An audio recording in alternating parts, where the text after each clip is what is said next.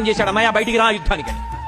వాలి వెళ్ళబోతున్నాడు. తార చెయ్యి పట్టుకుని వెనక్కి తీసుకొచ్చి కూర్చోపెట్టి సావధానంగా విను, ఒక్క మాట చెప్తాను విను. ఎవరి మీద యుద్ధానికి ఎడుతున్నావు? నీ తమ్ముడి మీద యుద్ధానికి ఎడుతున్నావు. ఎవరు నీ తమ్ముడు? ఒక్క తల్లికి ఒక్క తండ్రికి ఒక్క చెట్టున పూసినటువంటి రెండు పూలు వీరిద్దరు, ఒక్క చెట్టున కాసిన రెండు కాయలు. ఈ చెయ్యి వేరు ఈ చెయ్యి వేరు అవ్వచ్చు. ఈ చెయ్యి ఈ చెయ్యిని కొట్టలేదు, ఈ చెయ్యి ఈ చెయ్యిని కొట్టలేదు. ఈ రెండు ఇప్పుడు కొట్టుకోవు. ఈ చేతికి నిప్పిడితే ఇది చెయ్యవలసిన పని కూడా ఇది చేస్తుంది. ఈ చేతికి నిప్పిడితే దూష్యమైన పని అని చూడకుండా ఈ చేయవలసిన పని కూడా ఈ చెయ్యి చేస్తుంది. ఎందుకని అంటే ఈ రెండు చేతులు దీనికి చెందిన వాళ్ళమని నేను అన్న భావనతో కలిసి ఉన్నాయి. నేను అన్న ఆ తల్లిదండ్రులలోంచి వచ్చిన రెండు కొమ్మలు, రెండు కాయలు లాంటి వాళ్ళు, రెండు పువ్వులు లాంటి వాళ్ళు ఇద్దుకయా కొట్టుకుంటారు. ఒకవేళ నీ తమ్ముడు తప్పే చేశాడనుకో, దానికి నువ్వు అంత దెబ్బలాడాలా? నిత్తురు కారిపోయేటట్టు కొట్టాలా? ఇద్దరూ వీధిన పడి గదాయుద్ధం చేసుకోవాలా? ఇంత శక్తివంతులే మీరిద్దరూ చెయ్యి పట్టుకుని నిలబడితే దుర్నిరీక్షులు కదయా. లోకం ఎంత సంతోషిస్తుంది ఇటువంటి బిడ్డల్ని కన్నా. తల్లిదండ్రులు ఎంత గొప్ప వాళ్ళని.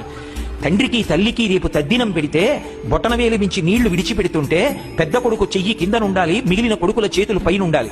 ఆ ధార పెద్ద కొడుకు చేతిలోంచి బొటనవేలు మించి కింద పడాలి. తల్లిదండ్రులు పుచ్చుకునేదా నీళ్లు ఒక్కటి. ఆ నీళ్లు పుచ్చుకునేటప్పుడు వచ్చి చూసి ఒక్క చేతి మించే ధార పడుతుంటే కన్నుల నీరు పెట్టుకుంటారు. ఇద్దరు కొడుకుల్ని కన్నాం. ఎందుకు? ఎప్పుడైనా రెండు చేతులు ఒకదాని మీద ఒకటి నీళ్లు పోసిన సందర్భం ఉందా? గడ్డి పెట్టి పంపగలగాలి. ఎవరు? భార్యలు.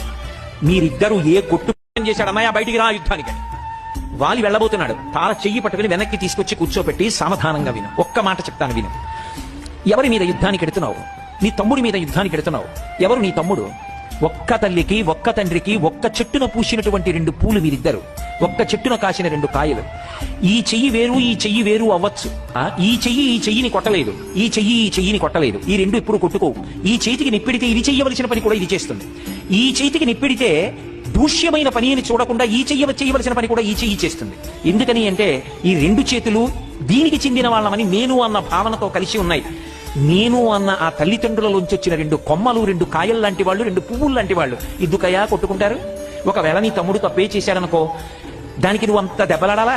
నిత్తురు కారిపోయేటట్టు కొట్టాలా? ఇద్దరూ వీధిన పడి గదాయుద్ధం చేసుకోవాలా?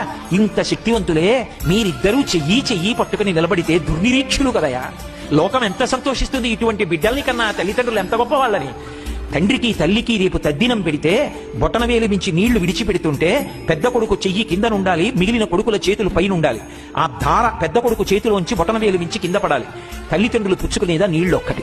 ఆ నీళ్లు పుచ్చుకునేటప్పుడు వచ్చి చూసి ఒక్క చేతి మించే ధార పడుతుంటే కన్నుల నీరు పెట్టుకుంటారు. ఇద్దరు కొడుకుల్ని కన్నాం. ఎందుకు? ఎప్పుడైనా రెండు చేతులు ఒకదాని మీద ఒకటి నీళ్లు పోసిన సందర్భం ఉందా? గడ్డి పెట్టి పంపగలగాలి. ఎవరు? భార్యలు. మీరిద్దరూ ఏ కొట్టు